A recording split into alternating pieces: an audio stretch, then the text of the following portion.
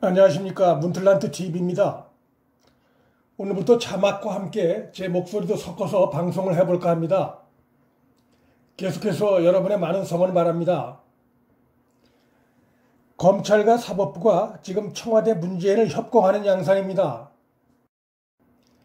검찰이 문정권 고위직을 영리한 방법으로 겨누기 시작했습니다. 사법부도 공수처 법안을 계기로 문재인 청와대 옆구리를 겨누기 시작했습니다. 이것이 다 사심 가득한 문재인 정권이 자초한 일입니다. 무슨 얘기인지 좀 구체적으로 살펴봅니다. 검찰은 우선 이철성 전 경찰청장과 민감용 현 경찰청장을 겨누고 있습니다. 검찰 수사 속성을 잘 살펴보면 제 말에 동의하실 수 있을 겁니다. 이철성은 박근혜 정부가 임명했지만 문재인 정부에서도 1년 넘게 경찰청장으로 있었죠. 그런데 검찰이 지금 전직 경찰청장 수사 이유로 내세우는 게 뭡니까? 바로 박근혜 정부 당시에 20대 총선 개입 혐의입니다. 그런데 이철성이 개입한 의혹을 받고 있는 선거가 총선만 있습니까? 이철성은 2018년 지방선거 때도 경찰총장으로 관여했습니다. 이철성 전 경찰청장이 2018년 지방선거 때 개입 의혹을 받고 있는 혐의점이 무엇인가? 바로 지방선거 몇 개월 전에 터진 김경수 드루킹 댓글 조작 사건입니다. 이철성의 총선 개입을 조사하다 보면 김경수 드루킹 댓글 조작 사건도 딸려 나올 수밖에 없습니다. 당시 이철성은 김경수 소환조사에 매우 소극적이었습니다. 청장이 소극적이니까 그 아래 수사관들이 소극적일 수밖에 없는 겁니다. 당시 직접 수사는 이주민 서울경찰청장이 아니었느냐고 반문할 수 있습니다. 그러나 경찰청장이 내부적으로 지시를 하면 또는 그와 관련된 어떤 태도를 취하면 서울청장도 따를 수밖에 없는 겁니다. 그런데 이철성 당시 청장은 그런 지시를 하지 않은 겁니다. 지시 안 한 것도 처벌 대상인가? 물론 처벌이 가능합니다. 소환조사에 소극적이었다는 것은 결국 증거인멸과 축소를 도운 범죄 행위에 해당하기 때문입니다. 이철성이 큰 틀에서 부실 수사를 지휘했다면 이주민은 수사 실무에서 교묘하게 부실 수사를 지휘한 장본인입니다. 이철성 전 청장이 의심받고 있는 중요 혐의가 또 있죠. 이철성은 황운하 전 울산지방경찰청장의 울산시장 선거 공작 의혹을 무마한 의혹도 받고 있습니다. 이쯤 되면 검찰의 이철성 전 청장 수사가 문정권과 어떤 관계가 있는지 드러납니다. 이철성, 이주민이 순전히 자기들 혼자만의 판단으로 이런 직무유기 행위를 했겠습니까? 최소한도 직무유기이고 조사하다 보면 축소 은폐 혐의도 드러날 수 있습니다. 상식적으로 해서는 안 되는 일을, 위험한 일을 할 때는 누군가 강력한 뒷배가 있는 겁니다. 그 누군가는 청와대일 가능성이 당연히 높습니다.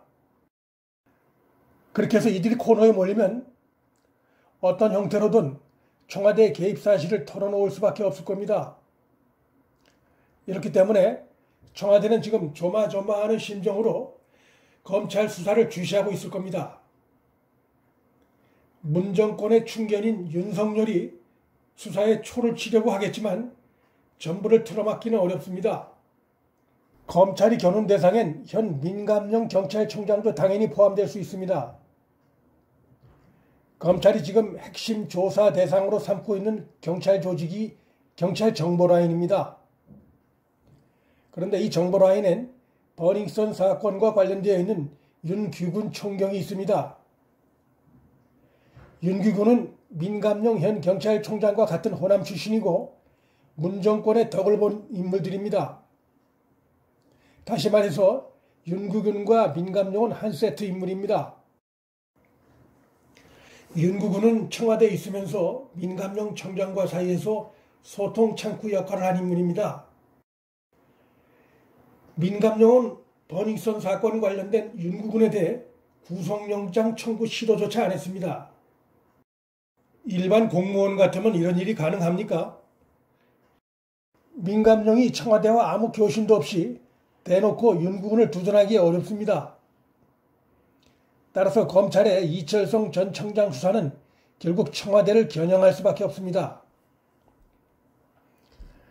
정권의 청소부 역할을 마다않던 사법부도 문재인 정부와 각을 세우기 시작한 양상입니다.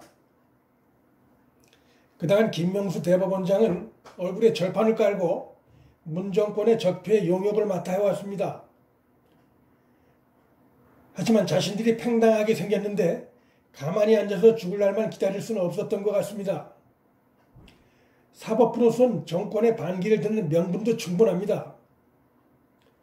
문 정권의 공수처 법안이 삼권 분립과 사법부 독립 침해 우려가 있다는 겁니다. 제1야당도 같은 생각이고 상당수 국민들도 이에 공감하고 있습니다. 그런데 사법부가 정권의 반기를 들게 되면 더 무서운 일이 생길 수 있죠. 검찰의 기소를 완성하는 곳이 바로 법원이기 때문입니다. 법원에 사건이 계류되어 있는 현 정권 인사들의 목숨줄을 바로 법원이 쥐고 있습니다. 우선 김경수, 이재명 도지사 등이 현재 재판을 받고 있죠. 김경수에 대해 2심에서마저 유죄가 확정되면 문재인은 치명적인 타격을 입을 수밖에 없습니다. 김은경 전 환경부 장관, 신미숙 청와대 인사비서관, 손혜원 의원 등도 재판을 앞두고 있죠. 지금까지 드러난 증거들로 볼 때 김은경, 신미숙은 유죄 선고를 피하기 어렵다고 봅니다. 객관적인 증거들이 너무 많은 상황입니다. 이들은 위에서 시키는 대로 일을 한 힘없는 자들입니다. 문 정권이 비록 지금은 꼬리 자리기에 성공한 것 같지만 이들에 대해 유죄 선고가 내려지면 성남 민심은 곧바로 문재인 청와대를 겨냥합니다. 이미 법원과도 척진 상태가 된 문재인 정권이 하소연할 데는 없습니다. 더 심각한 사건이 문재인을 기다리고 있죠. 손혜원을 재판하다 보면 문재인 부인 김정숙의 관여 부분이 떠오르게 될 겁니다. 손혜원이 유죄 선고를 받는 그 자체만으로도 문재인 김정숙 부부는 도덕성에 치명타를 입을 수 있습니다. 손석희에 대해서도 검찰이 재조사를 지시한 부분도 간단한 대목이 아닙니다. 이것은 검찰이 손석희의 배임죄에 대해 기소할 의지를 내비친 겁니다. 이로써 중앙미디어그룹은 딜레마에 빠졌습니다. 배임죄에 대해 손석희 편을 들어주게 되면 결국 손석희의 분류를 인정하는 꼴이 됩니다. 손석희가 배임죄로 유죄를 선고받든 불륜이 인정되든 문 정권의 대국민 여론조작은 크게 힘을 잃게 됩니다.